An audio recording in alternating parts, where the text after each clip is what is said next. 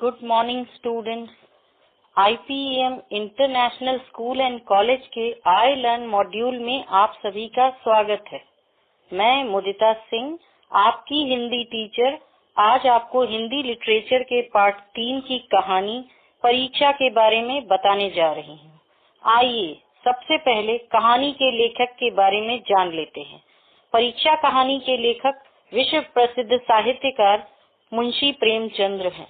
इस कहानी के माध्यम से उन्होंने ये समझाने का प्रयास किया है कि किसी व्यक्ति के गुणों की पहचान उसके रंग रूप, धन दौलत और उसकी सामाजिक पृष्ठभूमि से नहीं, बल्कि उसकी उदारता, साहस, दयाशीलता और आत्मबल से होती है। चलिए अब पाठ का परिचय जान लेते हैं। इस कहानी में दो मुख्य पात्र हैं, एक दीवान सुजान सिंह और दूसरे पंडित जानकीनाथ। पंडित जानकीनाथ का चुनाव नए दीवान के पद के लिए होता है क्योंकि उन्होंने अपने कष्ट की परवाह किए बिना एक गरीब की गाड़ी निकालने में मदद की थी। आइए अब कहानी आरंभ करते हैं।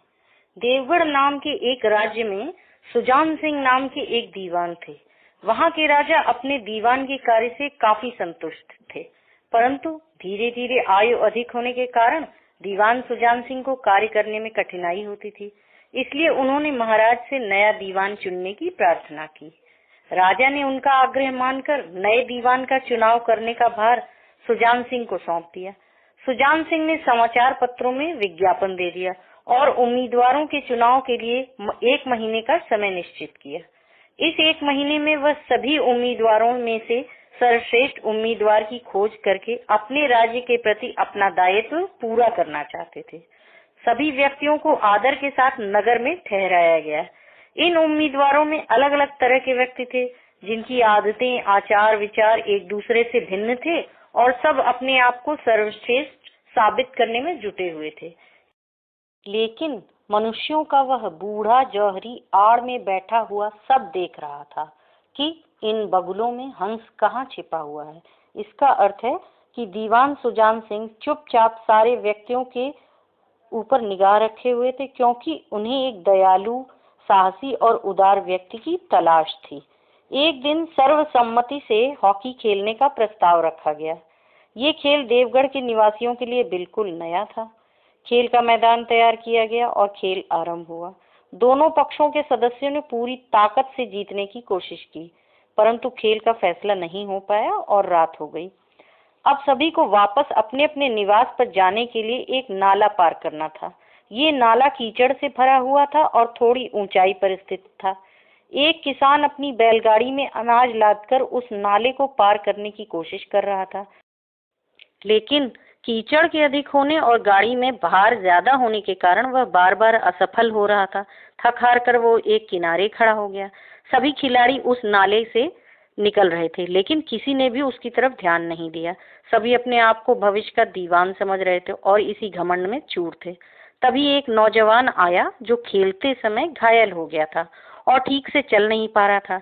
किसान को परेशान देखकर वह रुका और उसने किसान से मदद करने के लिए पूछा, परंतु किसान सहमा हुआ था। उसके में इतनी हिम्मत नहीं थी कि वो पढ़े लिखे लोगों से मदद मांगता। लेकिन युवक ने किसान से कहा कि आप गाड़ी पर बैठिए और बैलों को साधिए, मैं पीछे से धक्का देता हूँ। दोनों ने मिलजुल के प्रयास किया और युवक ने धक्का दिया, जिस कारण गाड़ी नाले के ऊपर आ गई। किसान ने उतर का हाथ जोड़कर युवक को धन्यवाद दिया और बोला कि आपके कारण ही आज मैं इस मुसीबत से निकल पाया हूँ। युवक ने हंसकर कहा, अब मुझे कुछ इनाम देंगे क्या?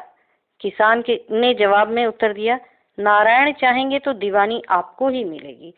मतलब किसान के वेश में स्वयं दीवान सुजान सिंह थे, जो कि वो परीक्षा लेने के लिए उस नाले में जानबूझकर उन्होंने अपनी गाड़ी फंसाई थी, जिससे वो ये परख सकें कि जितने युवक दीवानी के लिए आए हैं उनमें से कोई ऐसा है जो कि दूसरों की मदद करने के लिए तैयार हो जाए। किसान का जवाब सुनते ही युवक की समझ में आ गया कि किसान के वेश में और कोई नहीं, स्वयं दीवान सुजान सिंह ही हैं, जिन्होंने परीक्षा लेने के लिए ये नाटक रचा था। किसान समझ गया कि युवक ने उसे पहचान लिया है। फिर किसान मुस्कुराकर बोला, गहरे पानी में बैठने से ही मोती मिलते हैं, इसका अर्थ यह है कि बिना परिश्रम के हमें मनचाही सफलता नहीं मिलती है। इसके बाद धीरे धीरे 1 महीना पूरा हो गया और परिणाम का दिन आ गया। संध्या के समय सभी दरबार में उपस्थित हुए। तब सुजान सिंह ने बोलना आरंभ किया। उन्होंने बोला कि 1 महीने तक आप सभी को जो तकलीफ हुई है उसके लिए मैं क्षमा मांगता हूँ। हमें जिस तरह के उम्मीदवार की तलाश थी, किस्मत से आज हमें ऐसा व्यक्ति मिल गया है। फिर उन्होंने दीवान के पद के लिए पंडित जानकी नाथ का नाम पुकारा और उन्हें बधाई दी। सभी लोग दीवान सुजान सिंह के चुनाव से सहमत थे। फिर उन्होंने कहा कि वह व्यक्ति जो स्वयं जख्मी होकर भी किसी गरीब की मदद से पीछे नहीं हटता, दीवान के पद के लिए इससे उपयुक्त और कोई नहीं हो सकता। मैं उम्मीद करता हूँ कि मैंने जो फैसला किया है उसमें आप सभी की सहमति होगी। तो देखा आपने कि उदारता, साहस और आत्मबल जैसे गुणों के कारण पंडित जानकीनाथ दीवान के पद को पाने में सफल हुए।